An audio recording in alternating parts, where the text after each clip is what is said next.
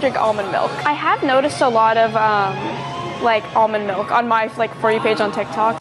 It's a dairy dilemma that you can get caught up in every trip to the grocery store. From regular to almond to soy, whichever you choose, there are a lot of options and opinions on which type of milk is best for you. But we wanted to get to the bottom of the jug. In tonight's cover story, only Gulf Coast News' Sarah Mankiewicz is solving the great milk debate.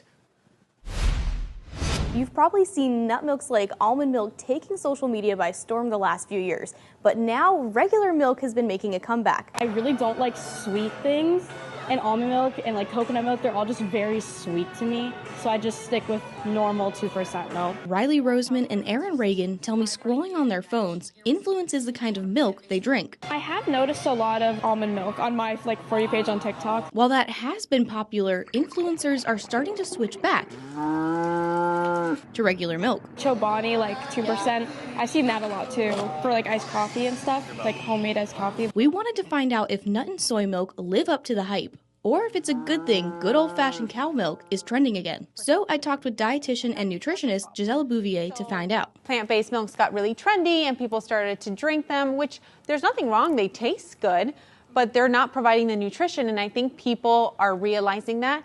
And also, there's a lot of trend on social media, people being concerned about additives and ingredients. Bouvier tells me nut and soy milk grew in popularity because people thought they were healthier. There was a lot of misconceptions that dairy was pro-inflammatory and it wasn't good for our guts and that it was making people not feel great, but that's not true. Bouvier says cow milk has a lot of nutrients we need. Dairy milk is rich in iodine, and that's really hard to combine with plant-based milks, and iodine is fundamental for brain growth and development and like IQ. Those beneficial ingredients are missing from other plant-based milk. In an 8-ounce glass of real dairy milk, not only are you getting 8 grams of protein, but you're getting 12 essential nutrients, including vitamin A, vitamin D, calcium, phosphorus, B vitamins, selenium, zinc, iodine. I mean, there's just so much, and you're not getting that with plant-based milk.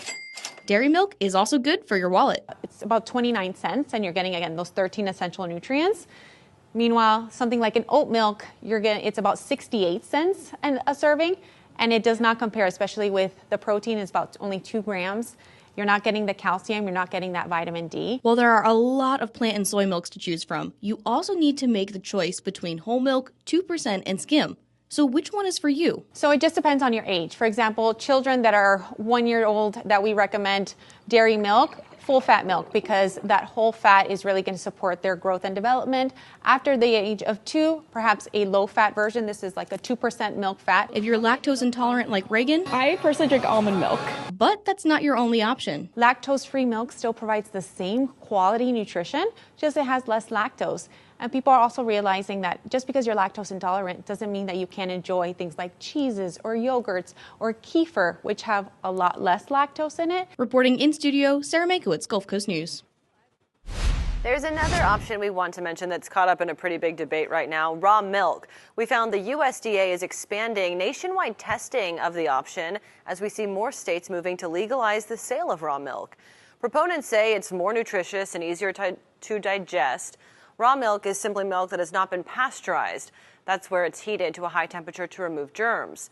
But contaminated raw milk can cause listeria, salmonella, and bird flu, which is why right now the FDA says you should avoid it. We have not seen any human cases related to that, but since raw milk doesn't go through the pasteurization process, which is known to kill bacteria and viruses, there is the potential for transmission with raw milk products. Instead of pasteurization, raw milk producers monitor the health of the cow to ensure its safety.